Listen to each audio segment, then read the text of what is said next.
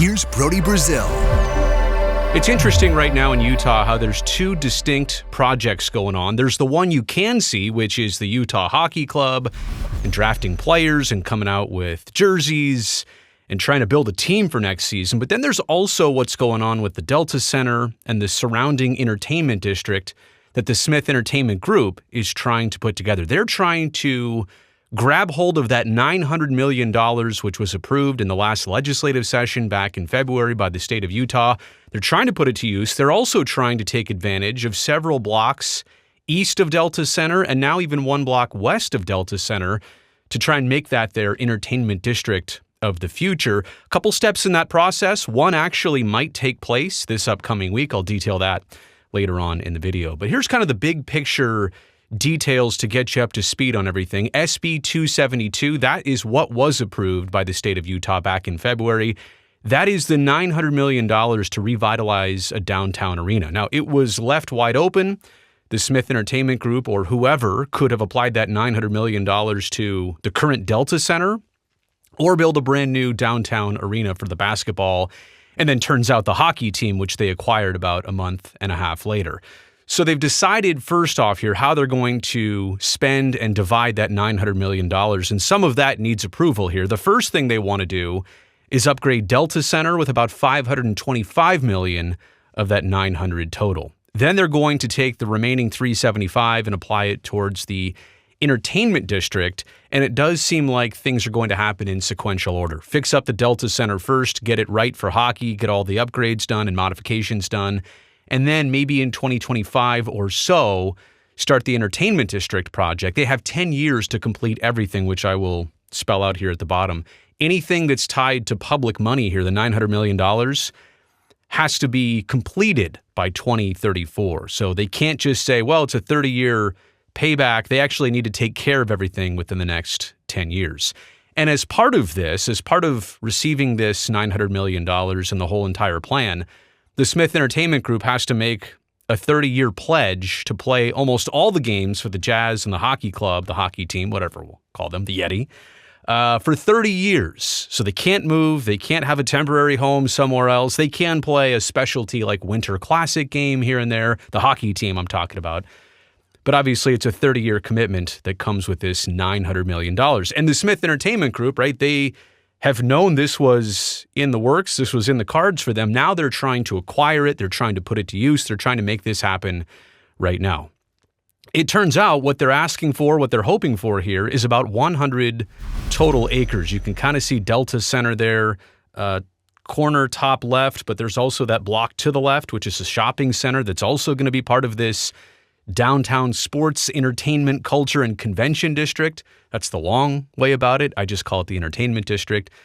And then they're also going to take the two blocks east, which include the Salt Palace Convention Center, Bravano Hall, which is in the top right of your screen, and everything else that's outlined there in the red border and the blue infill there. So that's a lot to take over.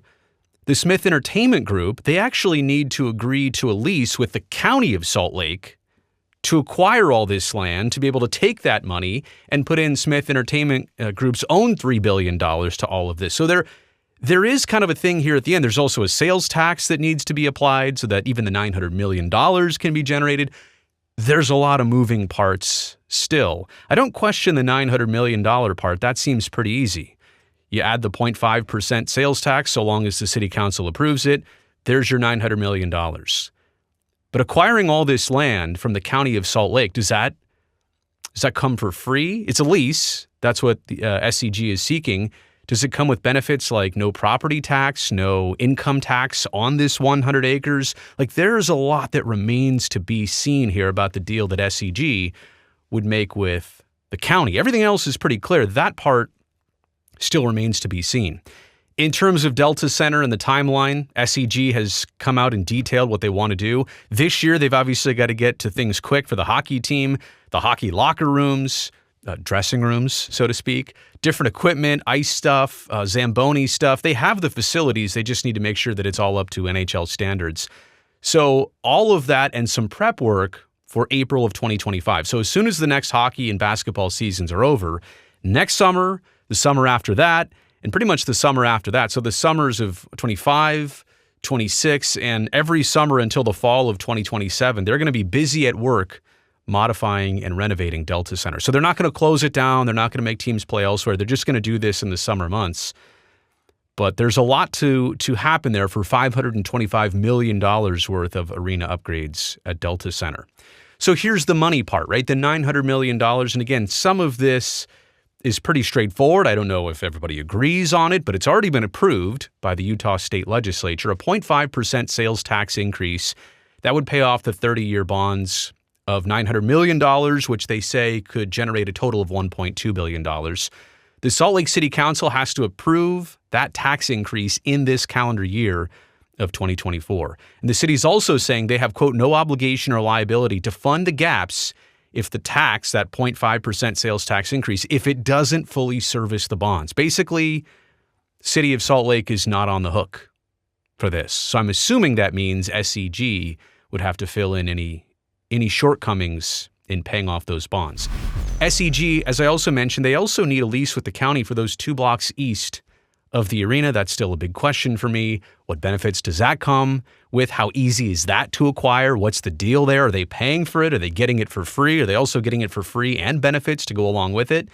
They're also getting, and asking for, I should say, zoning changes in those 2 blocks east, which allow buildings of 40 plus stories and 600 foot tall buildings that currently are not allowed right now.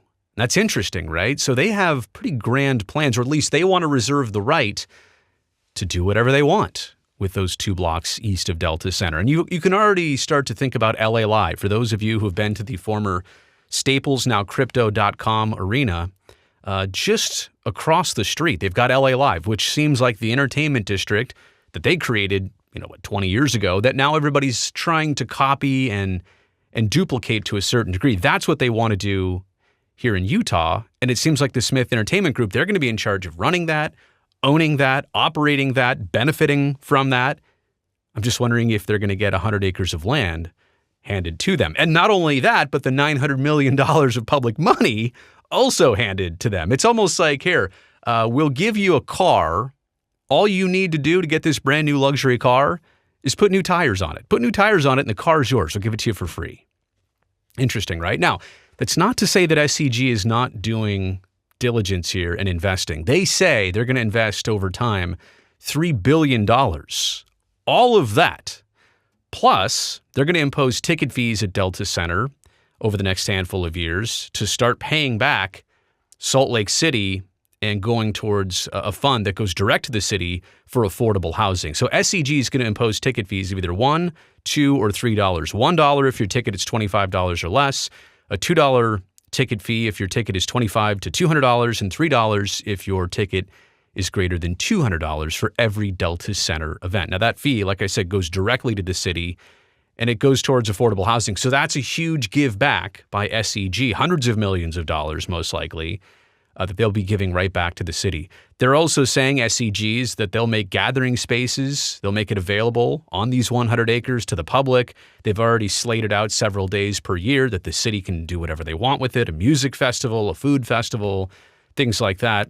They've also earmarked $5 million for revitalization of Japantown, which is right adjacent to this property, and also $5 million for public art displays on the 100-acre site. So all of that is kind of the give back for SCG and what they're trying to sweeten the deal with. So here's the next steps as they stand right now. There's going to be this upcoming week on July 9th, so Tuesday, a follow-up briefing and a vote by the city council to endorse participation and endorse a participation agreement and the project area. It's not a final vote, right? Eventually they will need, right here, a final vote to either approve or reject the project area and participation agreement. But this one, this upcoming Tuesday, says we've read the 136-page document. We want to move forward on it. Eventually, we'll vote on it. There's also the fact that revitalization, that sales tax, it still needs city council approval by the end of this year. And then, like I said, that lease with the county, it needs to happen. Not only does it need to happen in understandable terms, it needs to happen by July 1st, 2025. All these things have some hard deadlines on them. If they don't happen, it seems like things stall out. Now, that doesn't mean they go away. It it doesn't allow them to move forward if they can't meet these deadlines. And again, this is the one I don't know exactly how this works, how this goes, what's the acquisition process.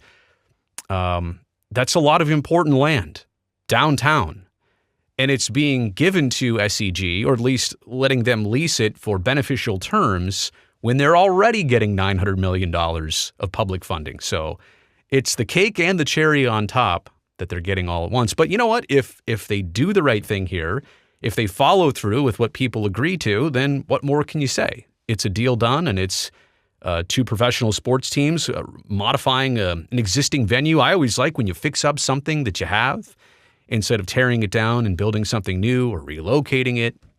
In this case, the hockey team already was relocated, but the plans have been established. So like I said, as much as you've been seeing all the coverage and news about the actual hockey team and how they're building and so busy for the upcoming season, that's true. But all of that also going on at the very same time. Just thought you should know, with a big date coming up, this will be discussed on Tuesday. I'm sure there's going to be some favor behind it. There's also probably going to be a certain amount of opposition with the sales tax increase, but we'll react to that as soon as people react to it in Salt Lake City. You've made it here to the end of this video. You know I appreciate that. Thumbs up down below. That'll greatly help me, this video, and this channel. And I'd love to see you back here next time. If you're just coming across me and this channel for the first time, that's great. Make sure you go down there right now, hit that subscribe button. That'll help you be notified for future videos, and it makes sure I can definitely see you back here next time.